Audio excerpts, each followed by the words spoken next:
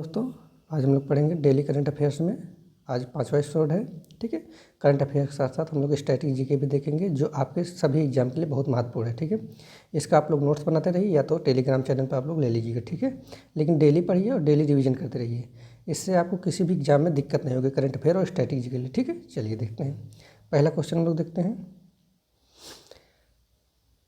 मसाली गांव, ठीक है, मसाली गांव किस राज्य में स्थित है जिसे भारत का पहला सौर सीमा गांव के रूप में घोषित किया गया है। ठीक है, जिसे पहला सौर सीमा गांव के रूप में विकसित किया गया है। ठीक है, मसाली गांव कहाँ पे है? तो ये गुजरात में है आपका। ठीक है, मसाली गांव कहाँ पे है? गुजरात में। ठीक है, तो गुजरात के बनासकांठा ज़िले में ये आपका मसाली गांव है। ठीक है, यहाँ लगभग 800 जनसंख्या है। ठीक है, और 100% इस गांव के मसाली गांव के 100% घरों में बिजली जो है सौर ऊर्जा से पैदा करेगा। ठीक है, मसाली गांव पूरे गांव में 100% बिजली जो है सौर ऊर्जा से उत्पन्न करेगा। ठीक है, तो याद रखिएगा कि गुजरात का गाँव मसाली गांव, ठीक है, 100% बिजली सौर ऊर्जा से उत्पादित करेगा। ठीक है, जहाँ की जनसंख्या कितनी है?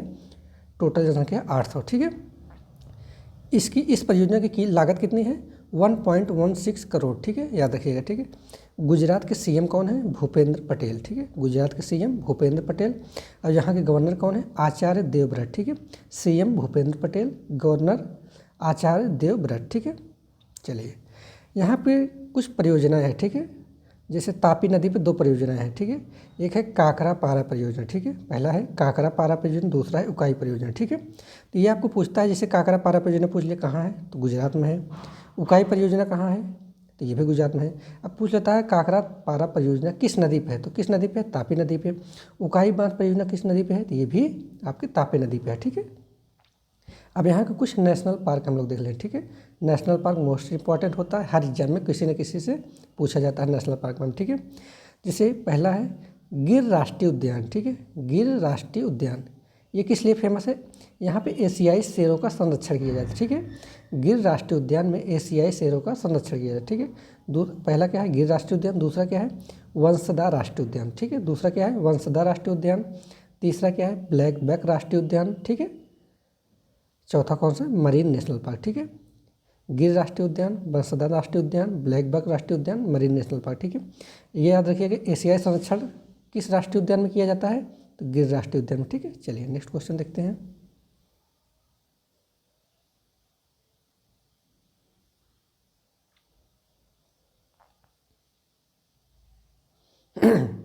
सशस्त्र सीमा बल, ठीक है, एसएसबी, सशस्त्र सीमा बल यानी कि एसएसबी। ठीक है, 20 दिसंबर 2024 को अपना कौन सा स्थापना दिवस मनाया? ठीक है, सशस्त्र सीमा बल। ठीक है, सशस्त्र सीमा बल 20 दिसंबर 2024 को अपना कौन सा स्थापना दिवस मनाया? तो कौन सा मनाया है?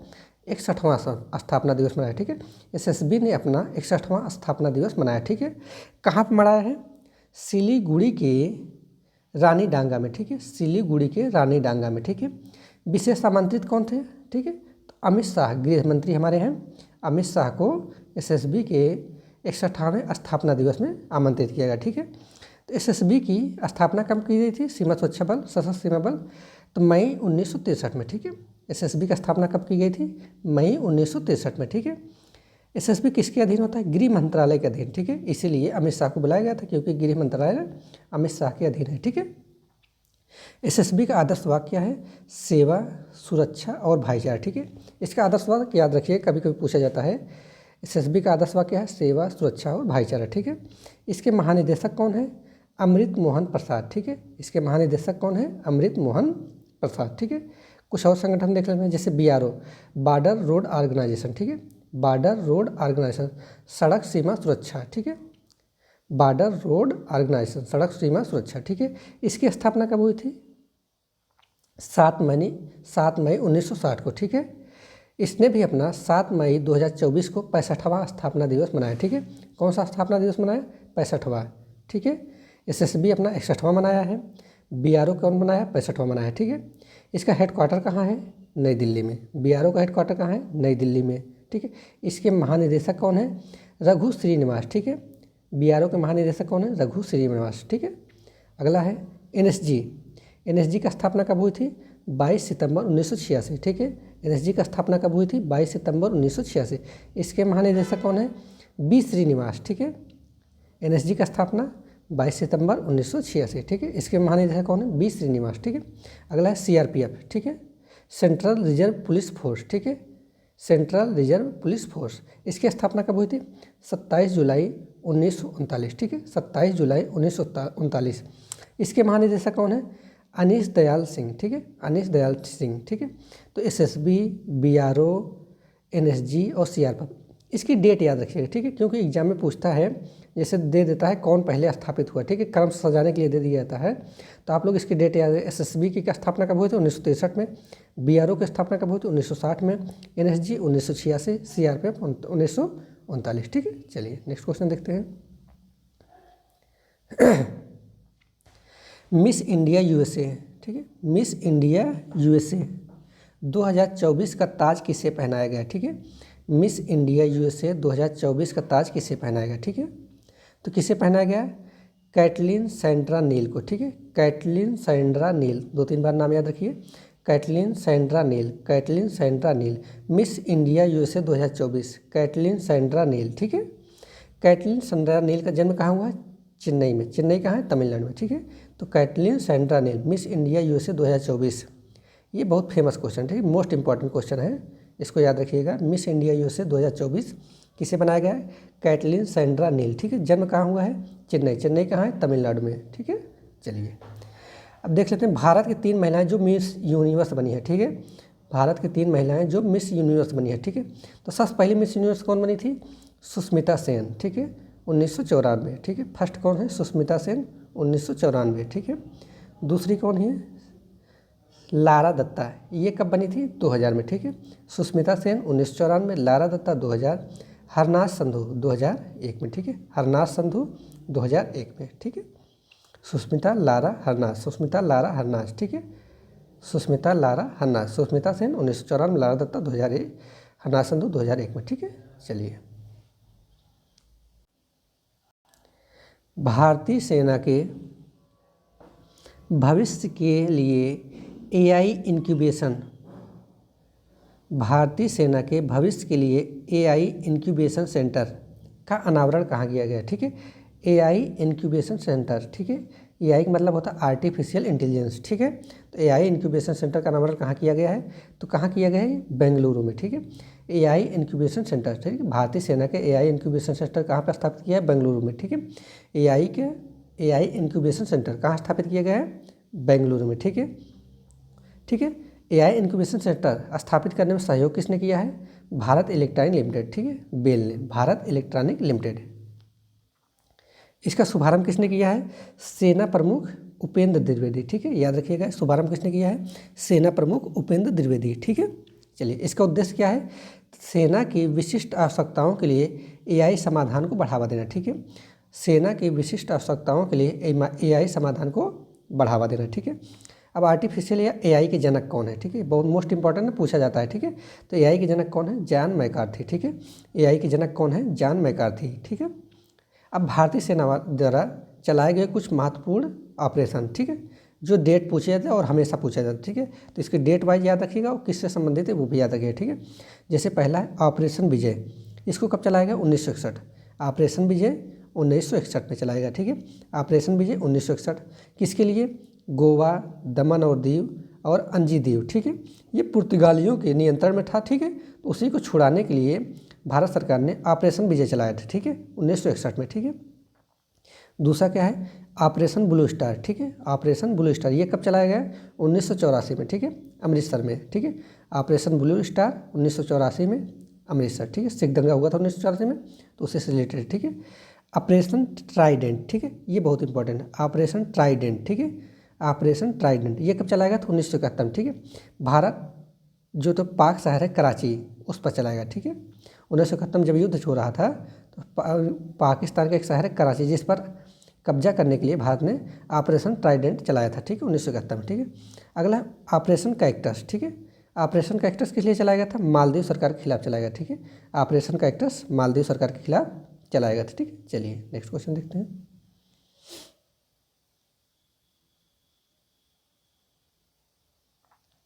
10वां अंतर्राष्ट्रीय वन मेला, 10वां अंतर्राष्ट्रीय वन मेला दिवस 2024 का आयोजन कहाँ हुआ, ठीक है। 10वां अंतर्राष्ट्रीय वन मेला दिवस 2024 का आयोजन कहाँ हुआ, ठीक है। तो कहाँ पर हुआ है, मध्य प्रदेश के भोपाल में, ठीक है। 10वां अंतर्राष्ट्रीय वन मेला 2024 का आयोजन कहाँ हुआ है, तो मध्य प्रदेश के भोपाल में, ठीक है। इसकी विषय क्या है, ठीक है। तो लघु वन उपज के माध्यम से, ठीक है, लघु वन उपज के माध्यम से महिला सशक्तिकरण, ठीक है, वुमेन एम्पावरमेंट, ठीक है, लघु वन उपज के माध्यम से महिला सशक्तिकरण, ठीक है। मध्य प्रदेश के गवर्नर कौन है, मंगूभाई पटेल है।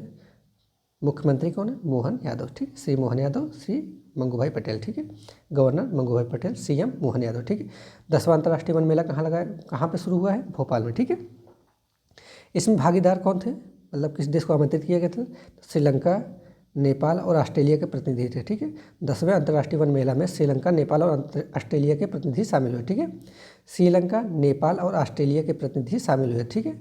चलिए कुछ इंपॉर्टेंट फैक्ट देख लेते हैं, ठीक है, मोस्ट इंपॉर्टेंट, जैसे वन से रिलेटेड कुछ महत्वपूर्ण फैक्ट, ठीक है।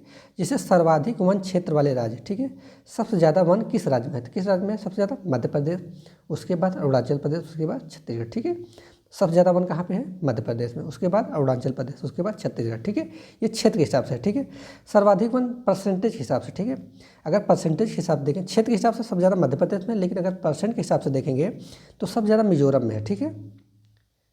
परसेंट के हिसाब से सबसे ज़्यादा वन कहाँ पे है, मिजोरम में है, अरुणाचल प्रदेश, मेघालय, ठीक है, सबसे ज़्यादा मिजोरम में, उसके बाद अरुणाचल प्रदेश, उसके बाद मेघालय, ठीक है। चलिए वन आवरण में सबसे अधिक वृद्धि वाले राज्य, ठीक है, सबसे ज़्यादा वृद्धि किस राज्य में हुई है वन आवरण के मामले में, तो सबसे ज़्यादा वृद्धि हुई है आंध्र प्रदेश, उसके बाद तेलंगाना, उसके बाद उड़ीसा, ठीक है।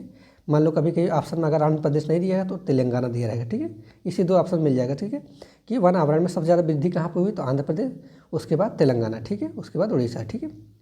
चलिए सबसे ज़्यादा मैंग्रोव वनों का क्षेत्रफल कहाँ है, ठीक है, मैंग्रोव वन, ठीक है, तो मैंग्रोव वनों का क्षेत्रफल सबसे ज़्यादा कहाँ पे है, पश्चिम बंगाल, उसके बाद गुजरात, ठीक है, पश्चिम बंगाल, गुजरात, उसके बाद अंडमान निकोबार, फिर आंध्र प्रदेश, ठीक है। मैंग्रोव वनों का क्षेत्रफल सबसे ज़्यादा कहाँ है, पश्चिम बंगाल, वेस्ट बंगाल, गुजरात, सबसे ज़्यादा वेस्ट बंगाल में है। ऑप्शन में अगर वेस्ट बंगाल नहीं दिएगा तो गुजरात दिया जाएगा जरूर, ठीक है। तो मैंग्रोव वनों का क्षेत्रफल सबसे ज़्यादा कहाँ है, वेस्ट बंगाल, उसके बाद गुजरात है, फिर अंडमान निकोबार, उसके बाद आंध्र प्रदेश, ठीक है।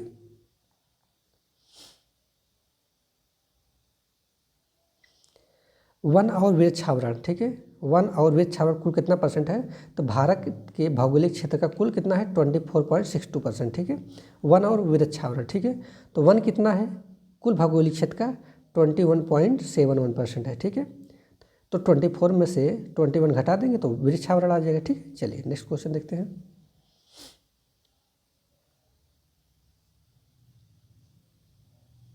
भारत ने कहाँ पर गंगा नदी की डॉल्फिन को पहली बार सैटेलाइट टैगिंग किया, ठीक है। भारत ने कहाँ पर गंगा नदी की डॉल्फिन को पहली बार सैटेलाइट टैगिंग किया है, ठीक है, तो कहाँ पे किया है, असम में, ठीक है। असम में गंगा नदी की डॉल्फिन को सैटेलाइट टैगिंग किया है, ठीक है। सैटेलाइट टैगिंग करने का मतलब ये है, ये जो सैटेलाइट टैगिंग हुआ है ये वैश्विक स्तर प्रजातियों के लिए टैगिंग का पहला उदाहरण है, ठीक है। विश्व में पहली बार ऐसा हुआ है कि किसी प्रजाति को सैटेलाइट टैगिंग किया गया है, ठीक है। चलिए कुछ प्रोजेक्ट देख लेते हैं, ठीक है, कुछ प्रोजेक्ट है, इंपॉर्टेंट प्रोजेक्ट है जो एग्जाम पूछा था, देख लेते हैं इसके, ठीक है। इसका सन याद रखिए, जैसे प्रोजेक्ट टाइगर, नहीं प्रोजेक्ट डॉल्फिन, ये कब चालू किया गया था 2021 में, project dolphin 2021, project elephant 1992, project tiger 1973, ठीक है। चलिए जैसे कुछ जंतुओं के नाम दे देते हैं और पूछा जाता है वो किस स्थिति में है, ठीक है, जैसे संकटापन्न हो गया, संकटग्रस्त हो गए, सुबेद हो गए, ठीक है। तो ऐसे पूछा, जैसे नीलगिरी ताहार, ठीक है, नीलगिरी ताहार ये किस कंडीशन में है, इंडेंजर्स यानी संकटग्रस्त, ठीक है, संकटग्रस्त है, ठीक है। नीलगिरी ताहार संकटग्रस्त है, ठीक है। तो नीलगिरी ताहार दिवस भी मनाया जाता है, कब मनाया जाता है, 7 अक्टूबर को, ठीक है। नीलगिरी ताहार संकटग्रस्त है, याद रखिएगा, नीलगिरी ताहार ये इंडेंजर्ड कैटेगरी में है, ठीक है। वही है तेंदुआ, तेंदुआ कैसा है, ये भी क्या है, संकटापन्न है, मतलब नियर थ्रेटेंड, मतलब ये इसमें संकट उत्पन्न हो सकता है, नियर थ्रेटेंड, ठीक है। तेंदुआ क्या है, संकटापन्न है, ठीक है, नियर थ्रेटेंड। तेंदुआ अंतर्राष्ट्रीय हिम तेंदुआ दिवस कब मनाया जाता है, तो 23 अक्टूबर को, ठीक है। अंतर्राष्ट्रीय हिम तेंदुआ दिवस कब मनाया जाता है, 23 अक्टूबर को, ठीक है। तो नीलगिरी ताहार संकटग्रस्त है, तेंदुआ क्या है, संकटापन्न है। नीलगिरी ताहार इंडेंजर, तेंदुआ नियर थ्रेटेंड, ठीक है, शब्द याद रखिएगा। तीसरा है स्नो लेपर्ड, ठीक है, snow leopard, snow leopard, snow leopard, ये कैसी कंडीशन में? सुभेद्य, ठीक है, वल्नरेबल कंडीशन में, ठीक है, स्नो लेपर्ड सुभेद्य है, ठीक है, मतलब वल्नरेबल है, ठीक है। प्रोजेक्ट स्नो लेपर्ड, ठीक है, प्रोजेक्ट स्नो लेपर्ड कब चलाएगा? 2009 में, ठीक है।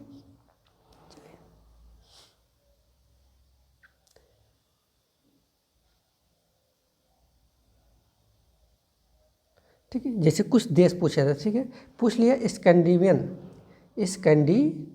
कंट्री, ठीक है, स्कैंडिनेवियन कंट्री में कौन कौन से देश शामिल हैं, ठीक है, एग्जाम में पूछा जाता है। अगर पूछ लिया तो कोई कर नहीं पाता, तो आप लोग इसको याद रखिएगा, स्कैंडिनेवियन कंट्री, ठीक है, स्कैंडिनेवियन कंट्री में कौन कौन से देश आते हैं, ठीक है, तो कौन कौन से देश है? नॉर्वे आता है, ठीक है, ये देखिए नॉर्वे, एग्जाम ये मैप थ्रू दिखा रही है, ये नॉर्वे है, ठीक है, उसके नीचे जस्ट स्वीडन है, ठीक है, उसके बाद डेनमार्क इसके नीचे है, ठीक है, ये बीच में एक जल संधि है, उसको छोड़ दीजिए, ठीक है। तो केवल अभी देखिए स्कैंडिनेवियन देश, ठीक है, कौन कौन है?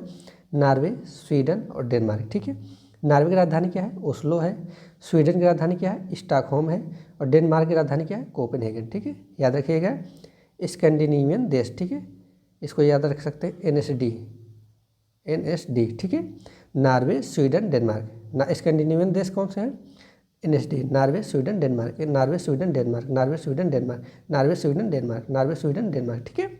स्कैंडिनेवियन देश को, Scandinavian country, Norway, Sweden, Denmark, ठीक है। चलिए उसके बाद देख लेते हैं नार्डिक कंट्री, ठीक है, नार्डिक कंट्री, ठीक है। नार्डिक कंट्री में तो स्कैंडिनेवियन देश के जितने भी हैं, नॉर्वे, स्वीडन, डेनमार्क, ये तो है ही हैं, ठीक है, नॉर्वे, स्वीडन, डेनमार्क, ये तीनों है ही हैं, ठीक है, प्लस 2 और आ जाते हैं, फिनलैंड और आइसलैंड, ठीक है, फिनलैंड और आइसलैंड आ जाते हैं, ठीक है। नार्डिक देश में स्कैंडिनेवियन देश के अलावा फिनलैंड और आइसलैंड आ जाते हैं, ठीक है। NSD प्लस FI, ठीक है, NSD plus FI, Norway, Sweden, Denmark, Finland, Iceland, ठीक है। फिनलैंड की राजधानी क्या है? हेलसिंकी है। आइसलैंड की राजधानी क्या है? रेकजेविक, ठीक है। नार्डिक देश में कुल 5 देश हैं, Norway, Sweden, Denmark, Finland, Iceland, ठीक है। चलिए नेक्स्ट क्वेश्चन देखते हैं। बाल्टिक कंट्री, ठीक है, बाल्टिक देश में कौन कौन आता है? इस्टोनिया, लातविया, लिथुआनिया, ठीक है, इस्टोनिया, लातविया, लिथुआनिया, ठीक है, ये क्रम से है, जैसे ये इस्टोनिया हो गया, ये लातविया हो गया, ये लिथुआनिया, ठीक है, ये क्रम से है, इस्टोनिया, लातविया, लिथुआनिया, ठीक है। बाल्टिक देश में कौन कौन सा है? ये यहाँ पे ऐसे है, तो ये इस्टोनिया हो गया, लातविया हो गया, लिथुआनिया, ठीक है, इस्टोनिया, लातविया, लिथुआनिया, बाल्टिक देश में इस्टोनिया, लातविया, लिथुआनिया, ठीक है। इस्टोनिया की राजधानी क्या है? तलीन, ठीक है, इस्टोनिया की राजधानी क्या है? तलीन। लातविया की राजधानी क्या है? रिगा। लिथुआनिया की राजधानी क्या है? विल्नस, ठीक है।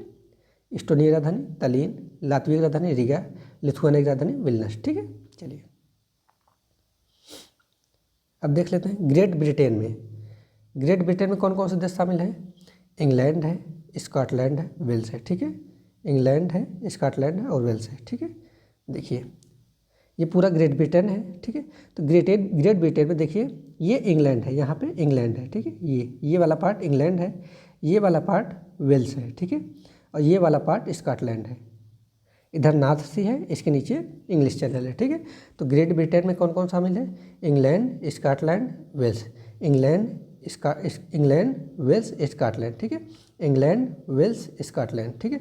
इंग्लैंड की राजधानी क्या है? लंदन है। स्कॉटलैंड की राजधानी क्या है? एडिनबर्ग है। और वेल्स की राजधानी क्या है? कार्डिफ, ठीक है। इंग्लैंड की राजधानी लंदन, स्कॉटलैंड की राजधानी एडिनबर्ग, वेल्स की राजधानी कार्डिफ, ठीक है।